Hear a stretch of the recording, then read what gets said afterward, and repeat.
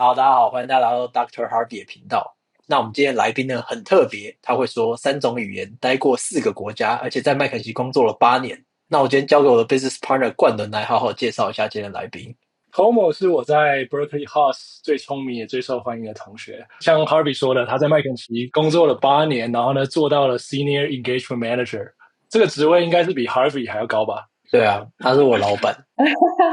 谢谢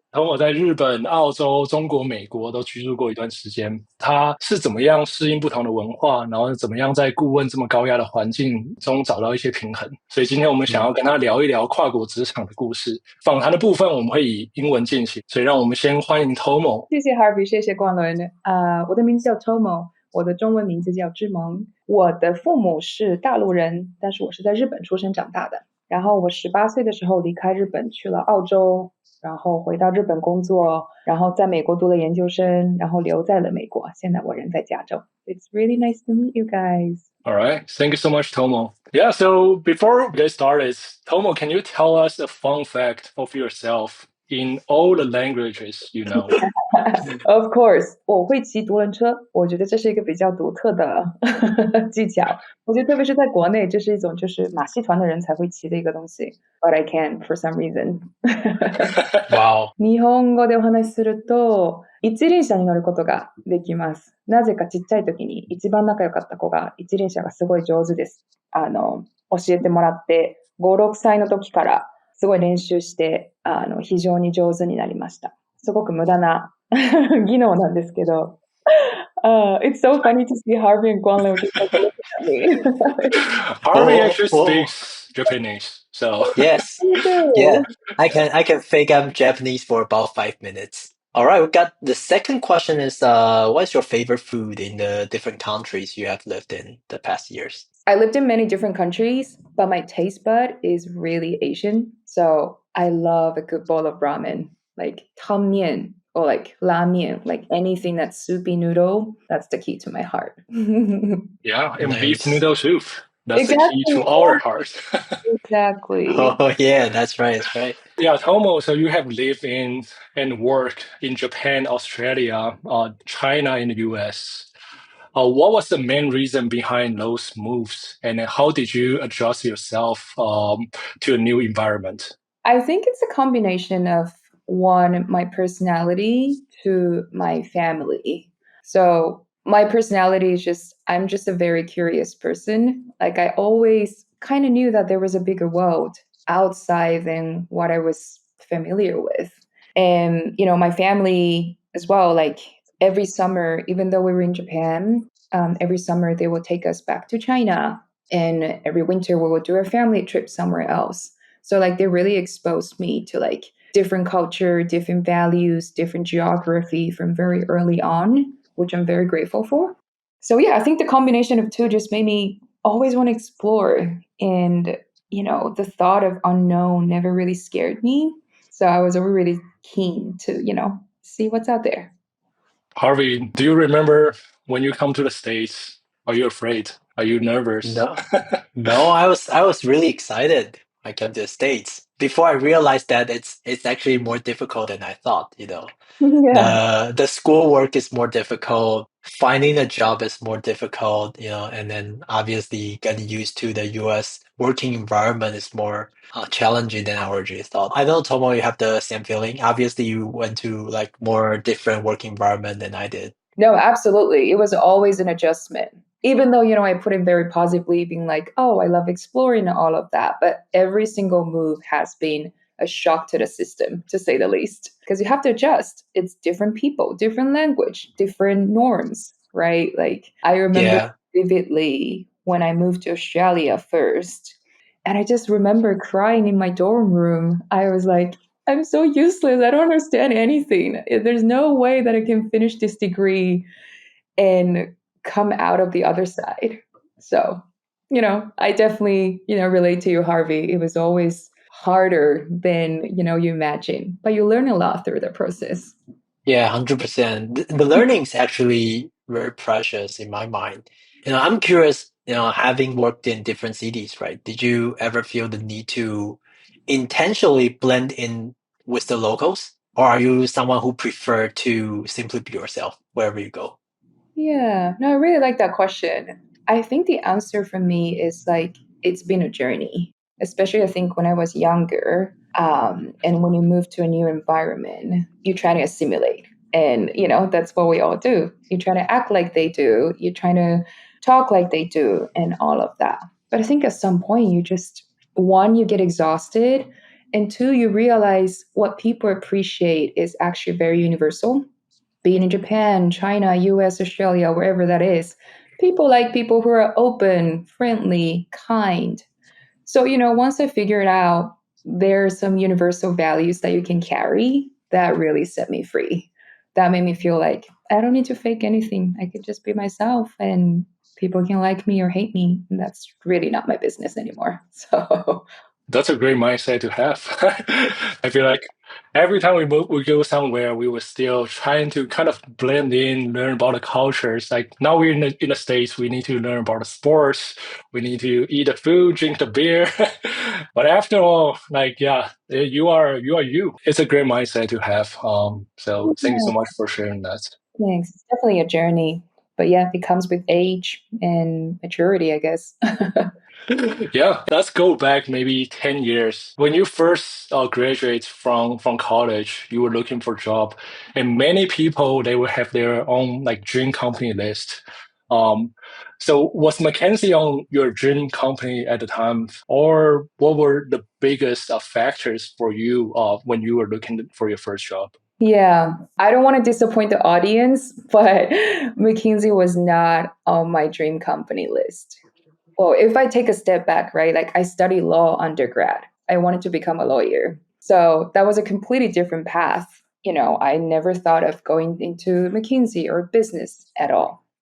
But I wanted to become a lawyer because I wanted to save the world, do something good for the world. So I was really focused on that path. But in my last year at uni, I decided not to become a lawyer. That's for, another time, that story. So I was kind of lost. I was like, I cannot become a lawyer anymore, but I have this huge curiosity and the need and want to contribute to something that is beyond money. So that's when I started thinking of what can I do in this business world, corporate world, or just have a job in general. Then one of my friends was applying for McKinsey, and he told me that, hey, there's this industry called consulting where you are exposed to all these different industries. And you, especially for McKinsey, they have this huge function called social impact. They do a lot of NPO, NGO, government work. So he really pitched it to me, being like, this is a great place if you want to learn and contribute to something bigger.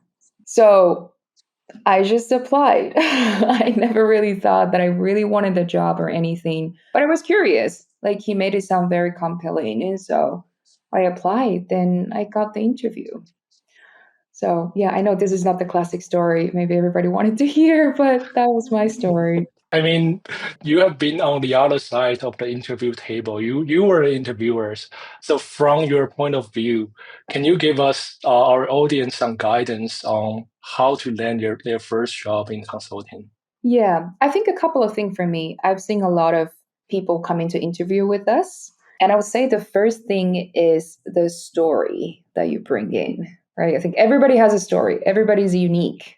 And you really want to almost like convince the interviewer why you deserve a place in McKinsey or wherever that you're interviewing for. It can be your curiosity, it can be your drive for certain industry, but you really want to make sure that passion comes through. And I think a lot of MBB companies, especially, really value that fit for the personality. And I think second thing really is the structure. This is getting a little more technical, but like it's how you speak. We really like people who have a structured way of communication. I guess that's a combination of like intrinsic and also training, but we basically want to know your answer in the first 3 seconds. We really want to know your agenda in the first 5 seconds.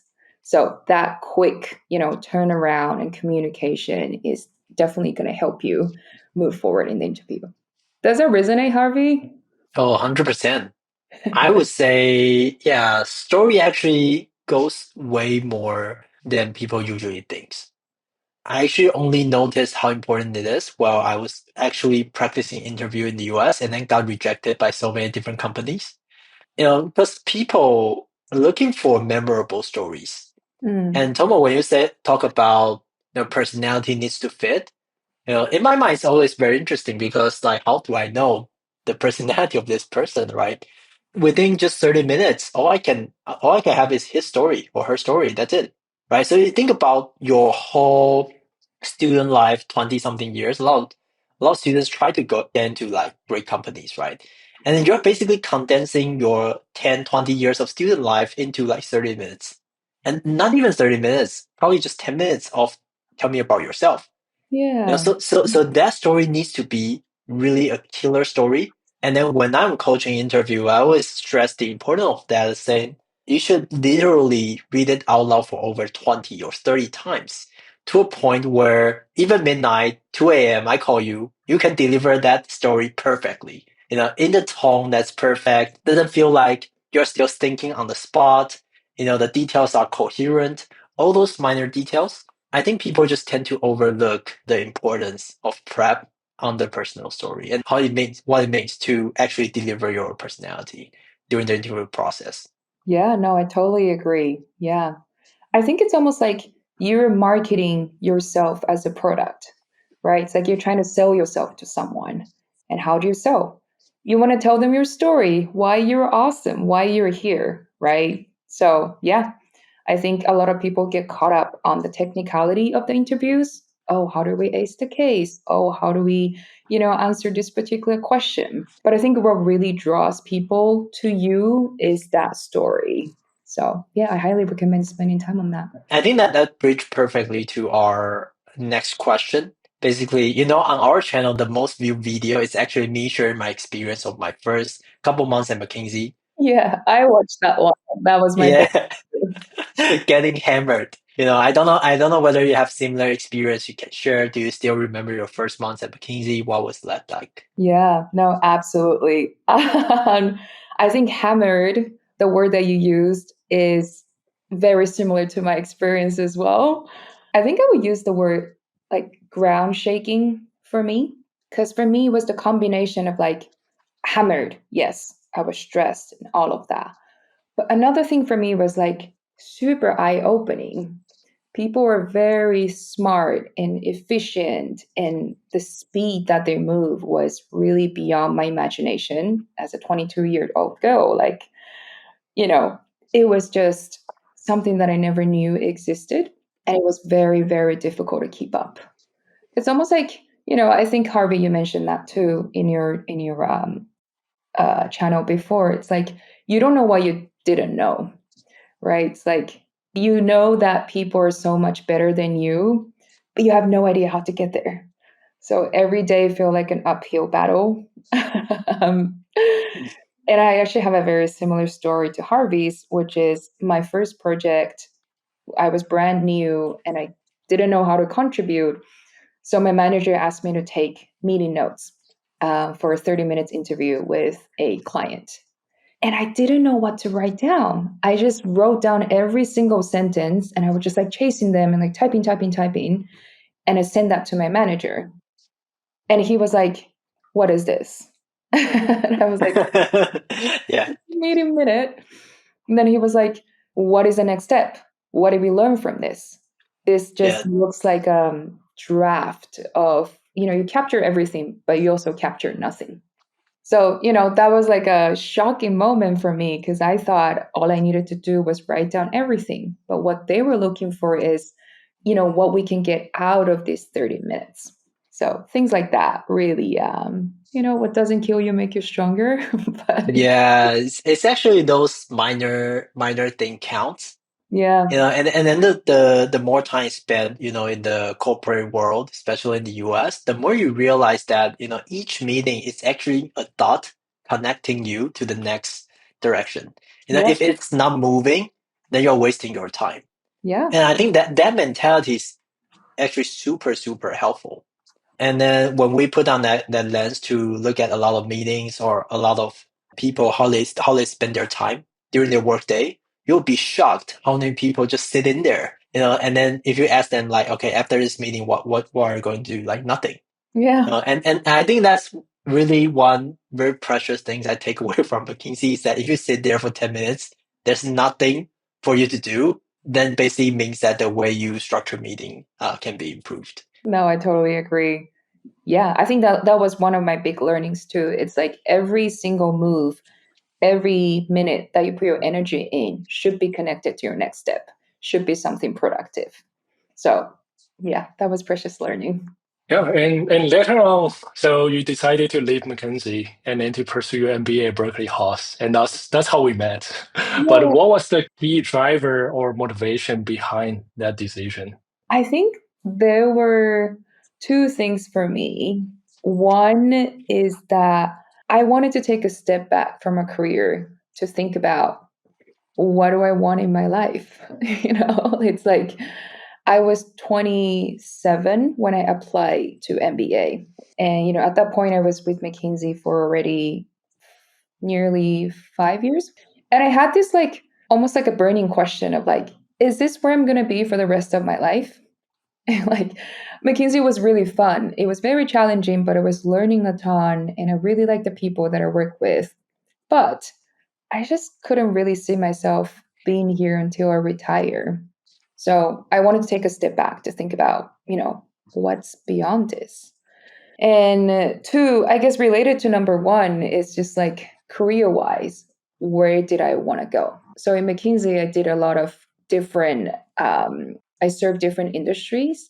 I did a lot of CPG, like beverage, cosmetics, things like that. And I also did some vehicles, or I also did some banking. So it was all sorts of different things. And I think I hit the point in my career where I was like, where do I want to go? What makes sense to me? Where is my passion? And yeah, I decided to take 2 years of my life to, figure that out and just to have a vacation in my life. A super expensive vacation, I would say. Very expensive, yes. But hey, I met great friends like Guang Lun, so I think it was really worth it. Oh, we need to cut it off. Yeah, but so a lot of our classmates, they came to Berkeley Haas, or they went to the other school. They wanted to get into McKinsey, and then so being the persons who were on that side, and then did you get a lot of people reaching out to ask for your experience, and what do you usually tell them about your experience at McKinsey, and then what are some of the tips can help them to make a career pivot from the other sectors to McKinsey? Yeah, I think definitely a lot of people reached out to me to learn about the experience or help the interviews. And of course, I was always happy to help them. But I remember telling every single one of them two things. One is that McKinsey or consulting is not everything. I think a lot of people go to MBA or go to grad school having this perfect image of how you exit, right? And it doesn't need to be grad school, but it's just your image of how your life should pan out. And people tend to put a lot of pressure on themselves. They almost attach their self-value to if they're going to pass this first round with McKinsey or not. And with my personal experience, I've seen some of my classmates have a burnout because of those rejections. And, as someone on the other side, I know I was really lucky and privileged, but I always wanted to remind them that this was not everything. There's path for everyone on all these different options. And just because you didn't get McKinsey at the point that you wanted to get to doesn't mean that you were a failure. And I think in an environment like MBA, when there's a lot of type A people, sometimes it's very difficult to remind yourself of that. So yeah, I try to tell my friends that part. That's so true. Yeah, during the consulting recruiting seasons, a lot of people, they just disappear. They don't show up at class. They don't they don't show up at parties. So yeah, I'm glad you're telling people to remember what's important in life. I was going to say, but at the same time, of course, I support them. So I help them interview prep and all of that. And I think some of the tactical things that I, encouraged my friends is that, especially if you're trying to pivot into consulting, after having certain amount of career in certain industry, you really want to hone in on that experience instead of coming in as a generalist of like, oh, I don't know what I don't know. But if you have experience in banking, really dig deeper into what you learn in banking and think about what's applicable from your banking experience to different industry. What are the common themes? What are the universal way of solving problems? Those are the things that I really encourage my friends to think through. And I think that really helped them ace the case, ace the interview down the road. I think that's a great takeaway for our audience as well. Like, yeah, if you cannot get MBB, you cannot work in consulting as your first job, go work in different industries. You can bring different experience, valuable experience to consulting when you actually have something to contribute, right? Yeah, and if you could share just one thing you found most valuable you learned from MBA, what would that be? That is going to be connection. Yeah, that is professional connection and also personal connection. I think from my personal experience, I found my current job through a connection. And I know some of the people found their job through my connection as well, right? It's like like a most beautiful give and take. And I think the environment that you put yourself in pretty much determines where you're going to be. The quality of the people that you get exposed to, the quality of the opportunities that you get. So I think MBA really, really set me up for success in terms of that. And it just really made my life richer, not only just for the career side, but also just, personal life, like meeting Guanglun or meeting people from all over the world. It just makes your life a lot more fun and expansive. So yeah, I think connection, that is something absolutely, for me, it was worth my time and money. In one of our previous episodes, Harvey and Linga talk about how to networking. And then can you share some of your tips in how you build up the connections? And then what will be the best way to network with the people you don't even know or the people who are much, much senior than you?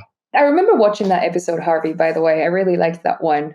Thank you. Yeah, I think my take is very similar to what Harvey's is, but when I network, I always make sure that I have a topic and a hypothesis to talk about, right? It's like, you don't want to go in being like, oh, I really like you, let's talk. That is not the good use of their time. So I always go in with some very specific thing that I wanted their advice on. It can be anything, truly, it can be anything. But you wanted to engage them. And another thing is like, people love feeling like they're being helpful to others.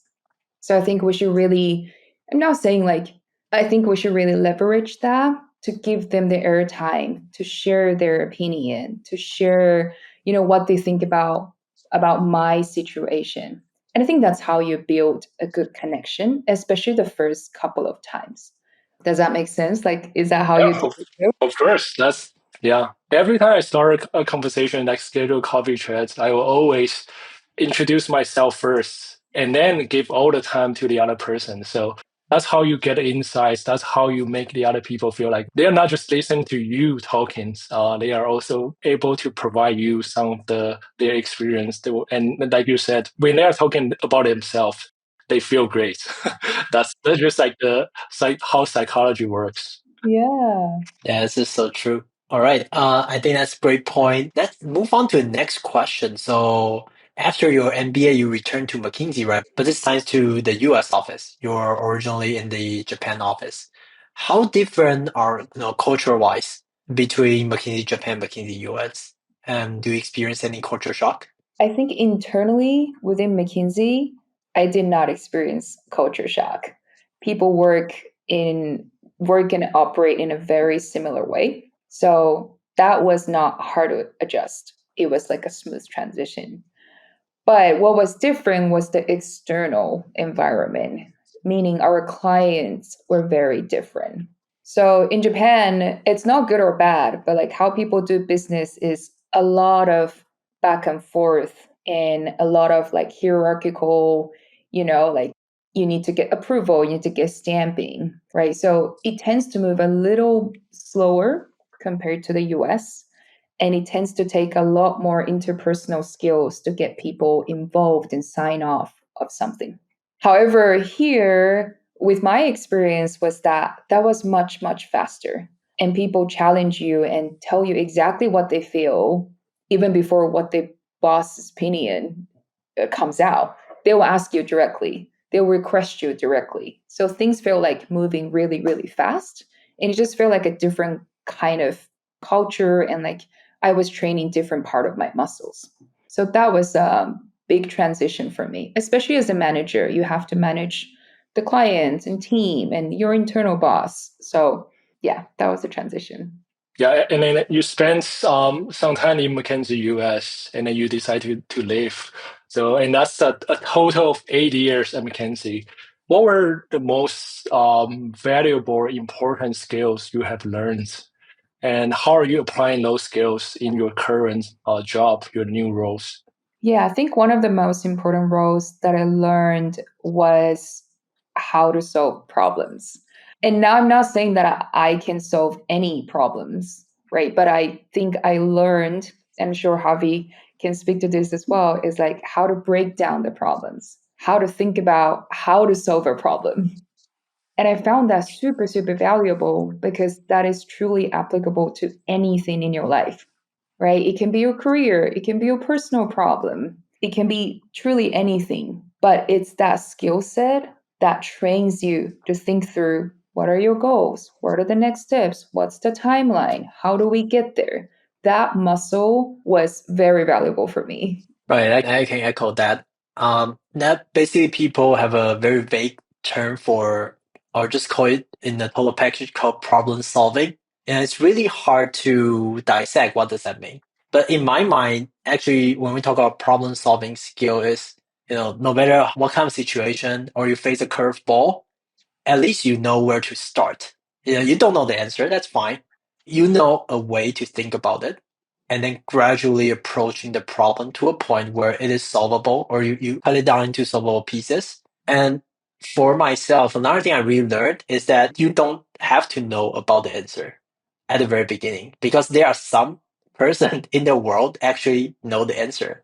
And then you just need to find that person out, have a really smart way to ask the question, and get a piece of information, compose it in a way that it's actually can turn into an actionable plan, and then like just direct the team to move forward. I think those are, without the consulting experience, really hard to understand. Like why like a person can really deliver results in different industry, in different roles. If you get down to the heart of it, it's actually these type of problem solving skill. And of course, you need to be likable. You need to have very strong communication skill. And that way of problem solving thinking is what I think is really helpful, at least from my personal experience. No, I totally echo that too. I think people think problem solving skills equals being able to solve the problem and get to the answer. But I think it's slightly different. It's like you know how to solve a problem. You have a, way to create the map to get to the problem. And that makes your life so much easier. And I think that's the skill that you get by getting exposed to all these different industries and trying to catch up with people who's been in industry for 30 years on your week one. Right. So that's very valuable. That is valuable. And also, I think the belief that you have that skill actually gives you the confidence. Mm-hmm. And I think the confidence is so important, because a lot of it is like, I don't know about the answer, but I'll go and find it out. I will have a way to figure it out. If you give me enough time, you give me resource, I will figure it out.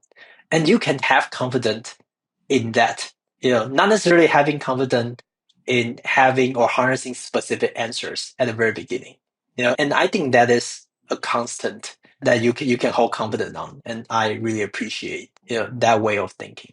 Absolutely. Yeah, no, that's a very beautiful summary. Yeah. In some of our earlier episodes, we talk about how working consultants it force people to grow fast. But that pressure is also very real. And so many of the consultants, they switch careers after maybe 1-2 years. I'm curious, like during your time as consultants for almost 8 years, how did you manage yourself both mentally and physically? And how do you blow off steam after work?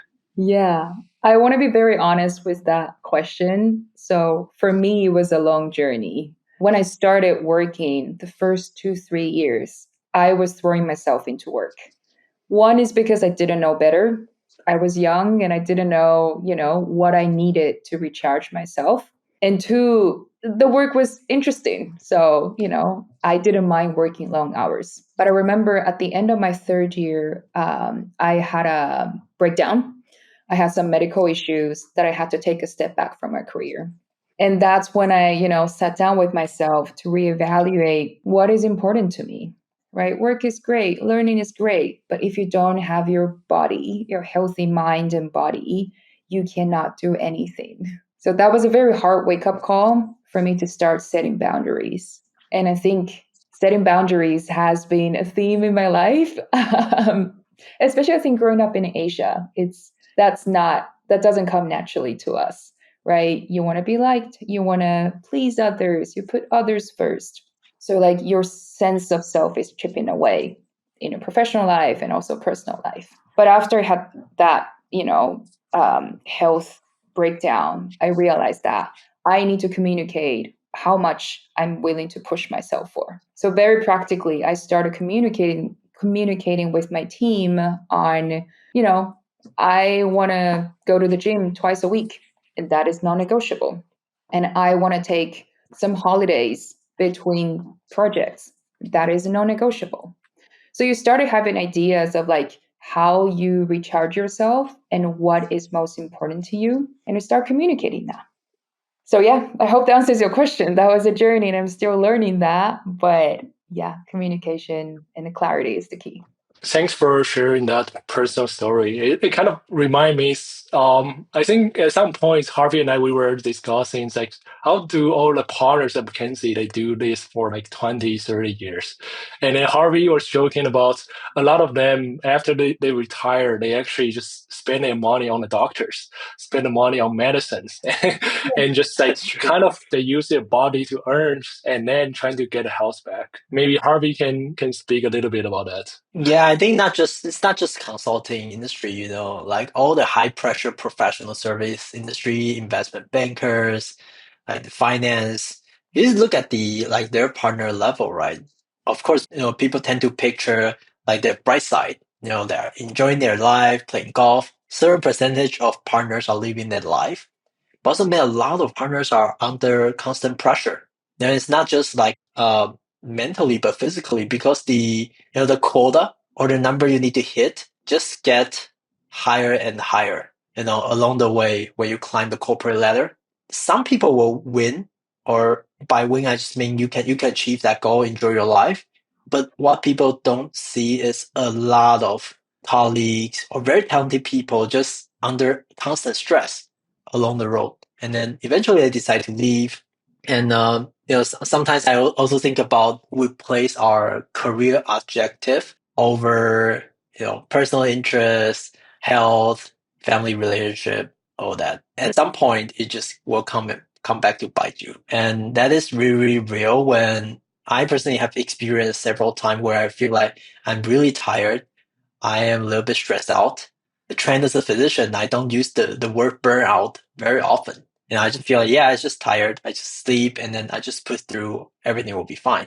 And eventually realize that, yeah, that is something you need to take seriously. Otherwise, you just cannot continue. And then a lot of great things takes time. So like taking time, taking rest, and then set boundary, super important. It's also one thing I'm still learning, to be totally honest. And I think that's very important and something I need to get better at. Yeah, it's difficult. Yeah.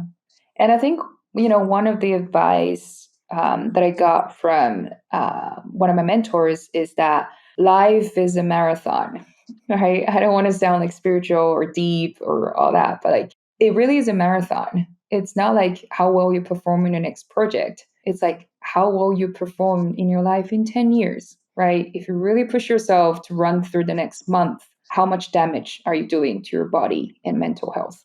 So yeah, I learned it's very important to take a step back sometimes to, reevaluate things. Yeah, so true. And then I think it's a good segue to on the spiritual side, like we would try to find job that can actually fulfill our life goal, right? That sounds very high level, and then sometimes it's also a little bit vague.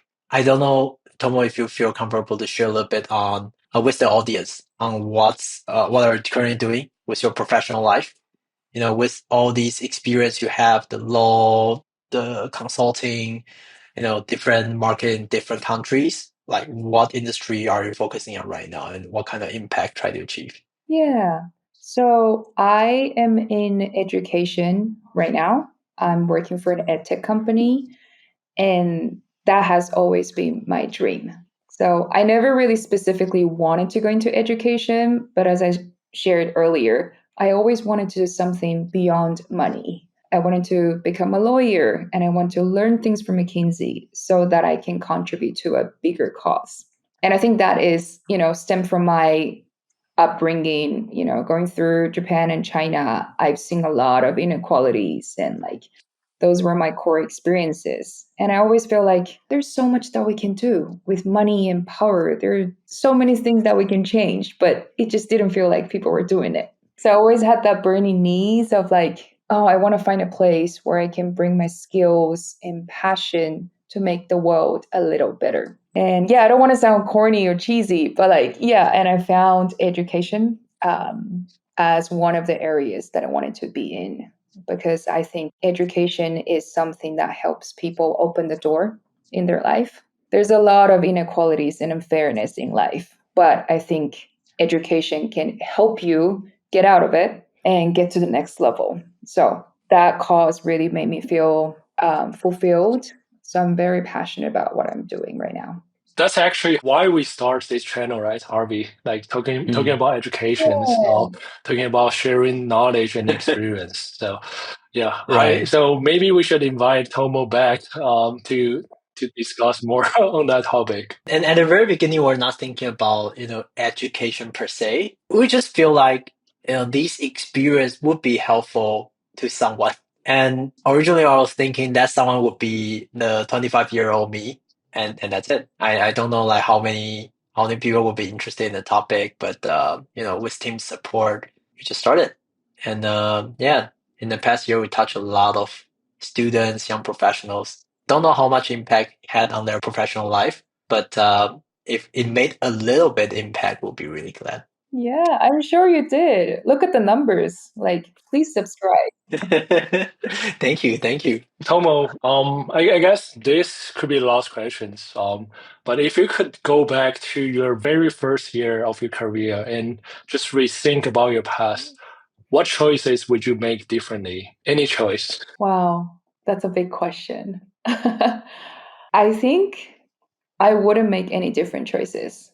I'm very happy with all the challenges and hardships that I had and how I got to where I am today. And I'm fully aware that there's going to be more curveballs that's going to be thrown at me.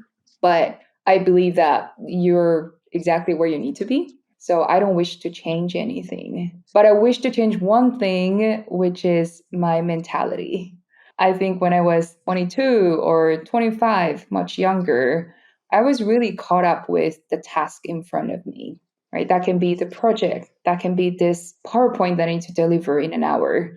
That can be this one phone call that I need to make to the client.